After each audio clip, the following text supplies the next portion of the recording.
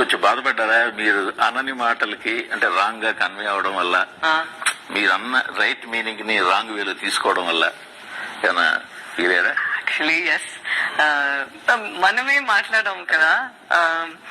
నాకు అసలు మీకు చాలా ఫ్లోలో అన్న తప్పించారు, ఇంటెన్షన్తో మీరు అన్నది కాదు, అడిగింది కాదు, ఆటోమేటిక్గా. అవును, బట్ ఏం చేయాలి, ఒక్క సైడ్ లో నా మైండ్ లో ఏం జరిగితే అది మంచి కోసమే జరుగుతుంది అని నేను నాకే చెప్పగలుగుతాను. ఆర్మీ గురించి మీకు అన్నదానికి మాత్రం సోషల్ మీడియాలో సపోర్టే వచ్చింది. ఇప్పుడు మన ఆర్మీని వాళ్ళు అలా చూస్తారు, వాళ్ళ ఆర్మీని ఇలా చూస్తారు దానికి.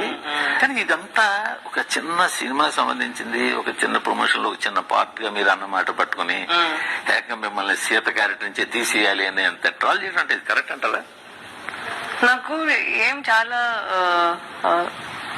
సర్ప్రైజ్ కాదు, మేబీ కొంచెం బాధగా ఉందంటే నేను తెలుగులో మాట్లాడతాను. మీకు తెలుసు నేను ఎంత ట్రై చేసి నేను ఎంత అందించాను ఈ విషయం చూస్తాను కదా, మీరు తెలుగులో మాట్లాడతాను.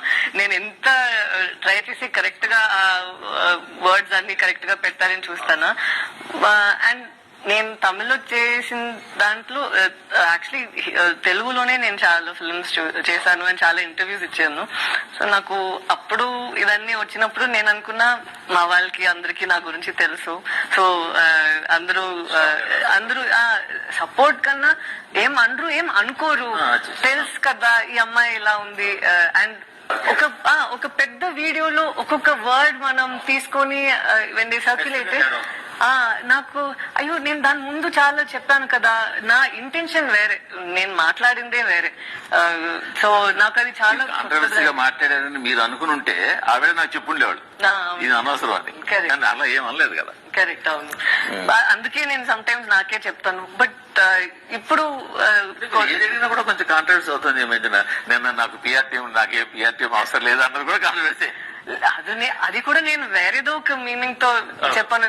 దట్ నాకు ఒకటి ఇలా చేయాలి అని ఉంటే మనకి అది వస్తే మనం చేస్తాము, లేదంటే తెలియని